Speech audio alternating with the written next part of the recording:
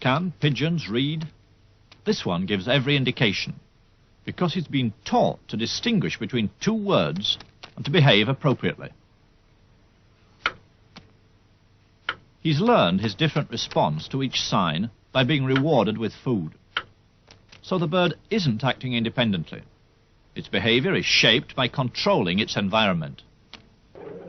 The first task was to isolate an individual piece of behavior and see how that could be changed. Skinner did this by keeping individual pigeons at about 3/4 of their normal weight, so that the birds were always hungry, and food could be used as an automatic reward. The pigeon was studied in a uniform box, one it quickly grew used to.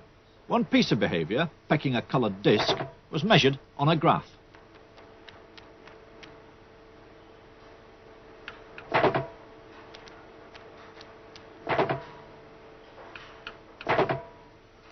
The pigeon learned that pecking the disc produced a reward. Then the behavior of pecking could be studied in relation to how often that reward was offered, or in Skinner's terms, what was the schedule of reinforcement. The main thing is what we call schedules of reinforcement. Reinforcement is what the layman calls reward, and you can schedule it so that a reward occurs every now and then when a pigeon does something. We usually use a response with a pigeon pecking a little disc, a little spot on the wall, and you can reinforce with food, but you don't reinforce every time. Perhaps every 10th time, or perhaps only once every minute or something like that. There are a very large number of schedules, and they have their special effects. And there is a good example of how you can move from the pigeon to the human case, because one of the schedules which is very effective with rats or pigeons is what we call the variable ratio schedule, and that is at the heart of all gambling devices, and has the same effect. The pigeon can become a pathological gambler just as a person can. Now, the fact that we found that out with pigeons and could prove it by removing and changing the schedule makes it easy for us to interpret the case with the human subject. We don't say that the human subject gambles to punish himself, as the Freudians might say, or gambles because he feels excited when he does so. Nothing of the sort.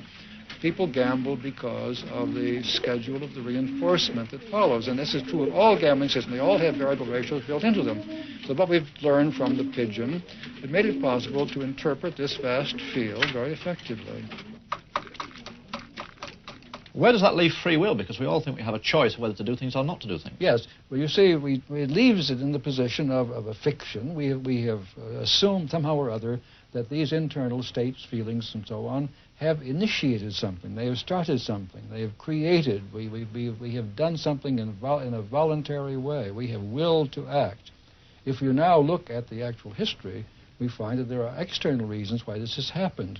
In other words, by discovering the causes of behavior, we can dispose of the imagined internal cause. We dispose of free will as an American divine of the 18th century, Jonathan Edwards, did. He said, we believe in free will because we know about our behavior, but not about its causes. And of course, it's the object of a science of behavior to discover causes. And once you have found those causes, there is less you need to attribute to an internal act or will, and eventually, I think, you need to attribute nothing to it.